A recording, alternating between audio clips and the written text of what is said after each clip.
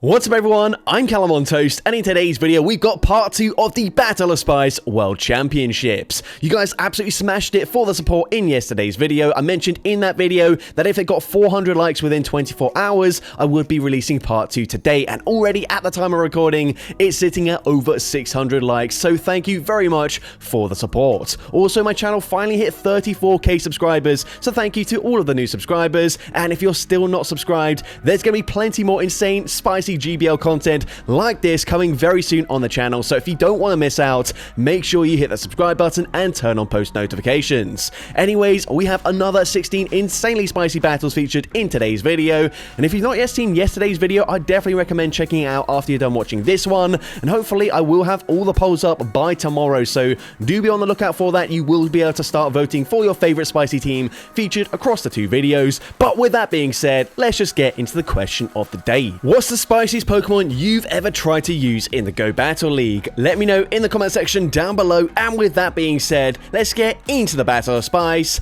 now.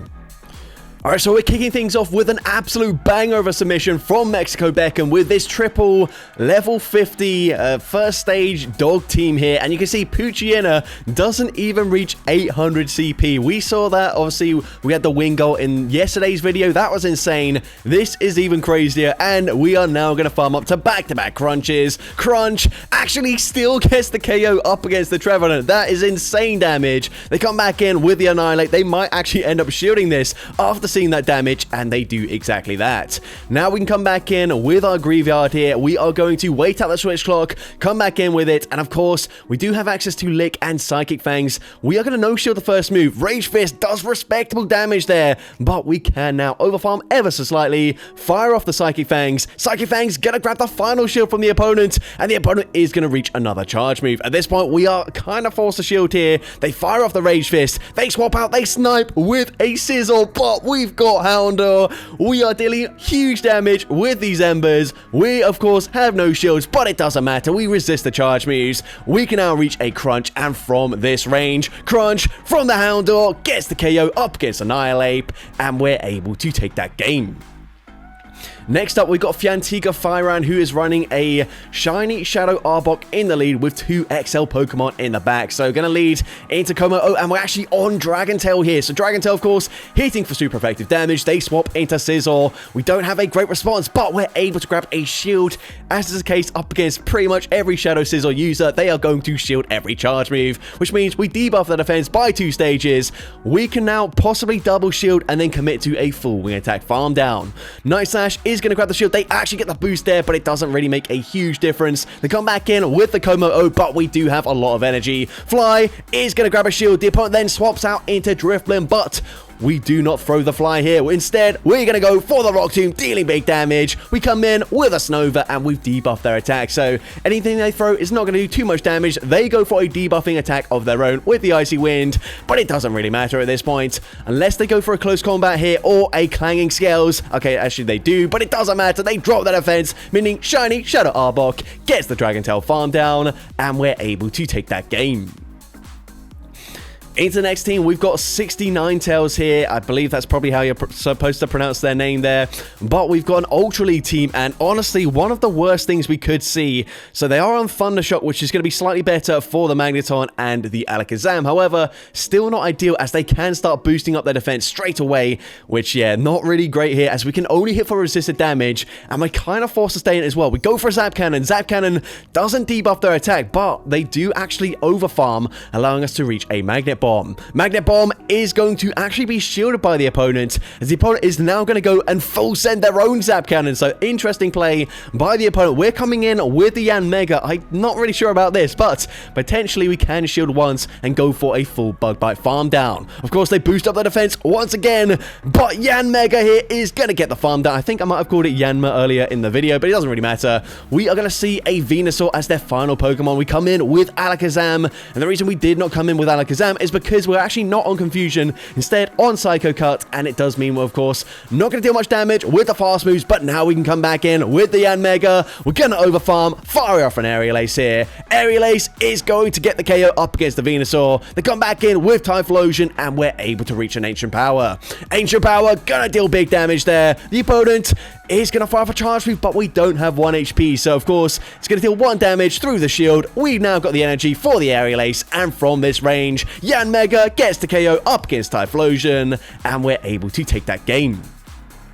Next up, we've got Aura Solar, who's running a triple Fox team here in the Great League. We've got a battle up against the Dene, so not a great lead for us. We're going to be swapping straight away into Braixen, and what on earth is this counter swap from the opponent? Literally the worst thing they could have brought in here, as we can go for a flame charge, boost up our attack, get the one shot. I do not understand that play whatsoever. That's surely just a misclick. But anyways, we're now boosted. Side shot going to do respectable damage there, and we're actually not a sub-psychic type Pokemon like the evolution, so not taking huge damage from the Astonishes. We can now align the Thievul up against the Corsola, go for a full Sucker Punch farm down. We do not need to shield this, so we're going to no shield. Nightshade is resisted damage there, possibly the opponent not reaching a power gem, but anyways, we're going to no shield as they fire off the parabolic charge. They're now boosted in the defense. We're going to go straight for a play rough, looking to grab the shield from the opponent and then swapping into our Zoroark. Now Zoroark, an incredibly glassy Pokemon. We are going to have to shield everything here, and of course they are going to boost up their defense. We're going for a foul play bait, but surely the opponent will just shield anyways, and they do. So now at this point, we can definitely just safely shield up this next charge move. We should be able to outpace them to the Sludge Bomb, and it doesn't matter how boosted their defenses. Sludge Bomb from Zoroark gets the KO, and we're able to take that game. Into the next battle, and we've got Emerald Nightmare, who, I don't know if you guys remember, but we did a whole, weekly subscriber challenge a few seasons ago, and Emerald Nightmare was winning, pretty much every single week with insane challenges, but we're going to see Trumbeak into a Jellicent now. Do note, this Pokemon is getting a pretty decent buff next season, so it will not be as spicy, but at the moment, this Pokemon is absolutely useless, but we are now going to swap into our Pidgeotto, which is purified. We are going to shield here, respecting the acrobatics, but now we can wing attack farm them all the way down. Now, of course, we're down 2 shields, but Jellicent not going to be great, and they've also got Center Scorch as their final Pokemon, so we've got a huge energy advantage. Air Cutter is going to be shielded by the opponent, and now we can go for a second Air Cutter. Air Cutter number 2 grabs the final shield. Unfortunately, no boost on either attempt here, but a third Air Cutter coming through is now finally going to get the boost there. It doesn't make a huge difference, but the opponent will throw a charge move. Lunge gets the KO there. And we still got a very healthy Trumbeak. We get that farm down straight away, and we could just fire off a Drill Peck, but I'm thinking we're probably going to be swapping into our Tranquil just to showcase that we are running it. Yeah, so we actually go for an undercharge, complete undercharge there. We're swapping into Tranquil. Hopefully Tranquil can at least do something in this battle. The opponent we've seen already is running Surf. They're probably not going to be on Surf and Ice Beam, but they do actually reach back-to-back charge moves here before we even get to a Sky Attack, and that doesn't get the KO, but we don't get damage registration error, and we nearly throw this game away, but Trumbeak can come back in, get the full farm down, and we take that game.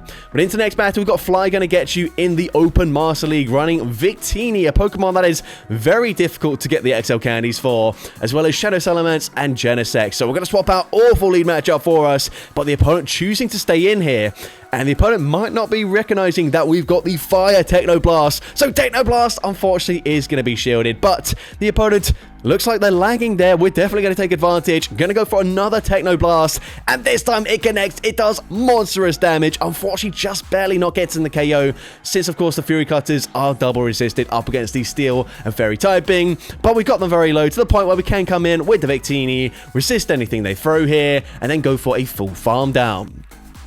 We actually snipe with the Shadow Salamence there. That is interesting. And they're going to come in with another Fairy type in Primarina, but they've got Waterfall as the fast move, dealing full resisted damage. We can go for Fly, dealing huge damage there. We put them into range where we can just safely shield now as they go for a Hydro Cannon bait and then commit to a full Dragon Tail farm down, coming out with a ton of loaded energy. And their final Pokemon is going to be Kyurem White here. So going straight for the... sorry, I was going to say Draco Meteor, but that was not a Draco Meteor. That was an outrage. We are now going to be forced to shield the next charge move here as they go for a Fusion Bolt, and now we're just going to farm up 2 back-to-back V-Creates, just barely outpacing this Kyurem here to the back-to-back charge moves. V-Create does big damage, the opponent committing to a full farm down, but they're not getting there. V-Create number 2 gets the KO, and we're able to take that game.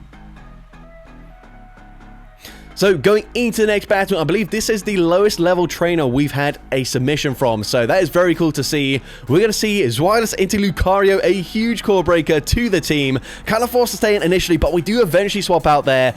Honestly, kind of just hoping the opponent does stay in and fire off a charge move like they do. They do bait with a power-up punch, which is certainly unfortunate. And then they come in with Primarina, a Pokemon that completely walls the Center Scorch energy here. But we can fire for lunge, and we do end up grabbing a shield. Unfortunately, just barely getting outpaced to the next charge move. We're actually going to shield this.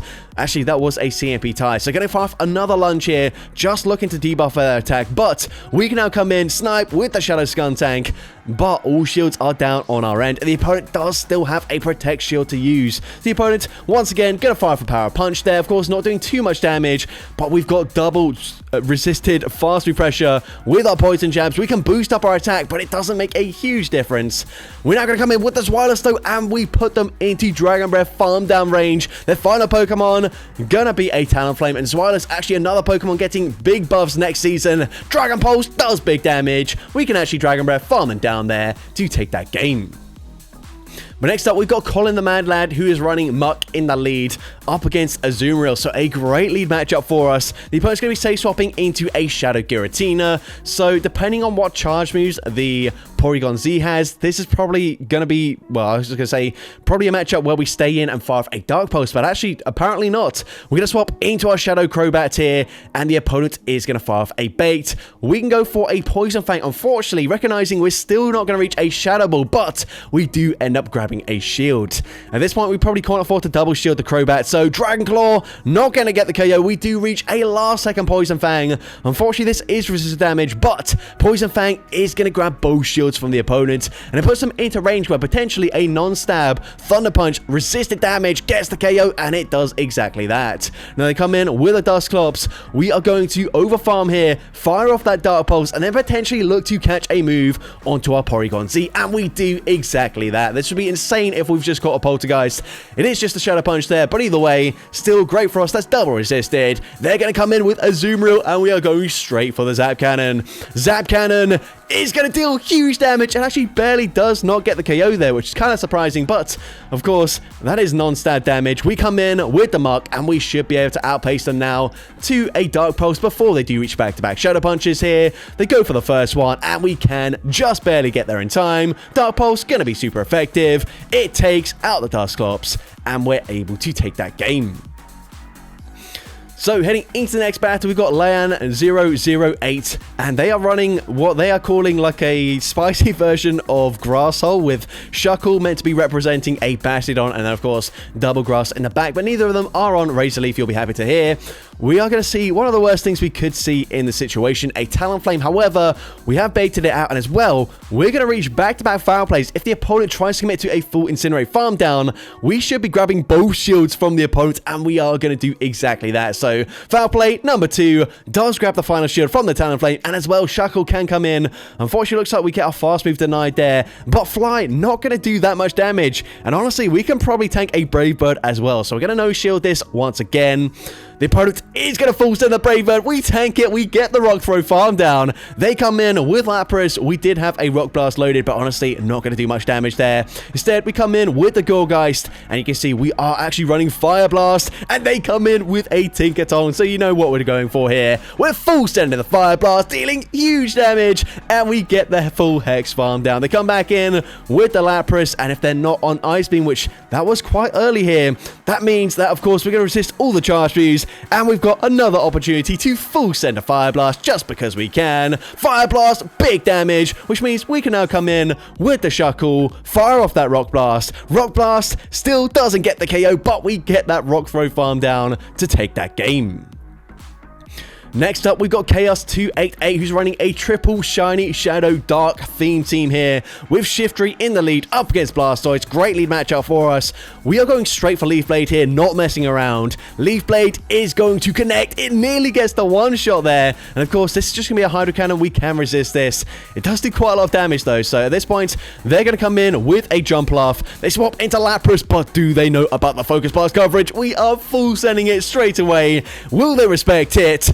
No, it gets the one shot, and now they've got a jump off up against two of our ice type. The opponent sees the writing on the wall. Shout out to Homesize Henry for that quote and concedes the match. But next up, we got Reptilian 82, who's running a team that is very much like a lot of teams that I like to run. Dragons with a Salandit or Salazzle core. We've got Dratini, I was about to say Dragon N. No, this is Dratini, level 50 Dratini, firing off the wrap up against the Blastoise. And we are we going to shield this? We're going to no shield. They bait with a Hydro Cannon. They're expecting the shield. And as a result, Dratini able to put them into range where we can actually just come in and fast move farm them down. We come in with the Salandit going for that Ember farm down. And let's see, the opponent's going to come in with a Talonflame. So we're going to stay in this matchup, farming out too close to back-to-back Poison Fangs. See if the opponent wants to throw in good timing, we will actually reach 2 charge moves here. So we go for Poison Fang number 2. This might even grab a shield at this point. Poison Fang does grab that first shield from the opponent, and they are finally going to throw a move. So I think they farmed up to 100 energy. We can come in with Salazzle, shield this up here, and then we will outpace them to the next charge attack. So the opponent swaps into a Bullet Seed Credilli. How on earth did they get to a charge move there already? That was really strange. It looks like they only got 3 Bullet Seeds through, but apparently they already had a move there, so I'm kind of confused. Either way, it's actually not looking too good for us unless the opponent, for whatever reason, does not shield the Dragon Pulse here. The opponent doesn't shield. They make a huge mistake, and actually, we could just fully incinerate, farm them down to take that game. Next up, we got the Mew Tester YT, who's running a Shadow Blossom in the lead. Not the spiciest Pokemon ever. It would be a lot better for us if we were on Acid as the fast move. But then we've got Shadow Gabite and a level 50 Grubbin. So the opponent fires off an Ancient Power. That is quite fortunate for us that they're not on Aerial Ace. We're going to go for a Dazzling Gleam, dealing big damage there. And we can actually reach a Leaf Blade, losing CMP apparently. I did not realize that was going to be the case. But Ancient Power does not get the KO, so we can fire off the Leaf Blade here. Surely they must have undercharged that Ancient Power there.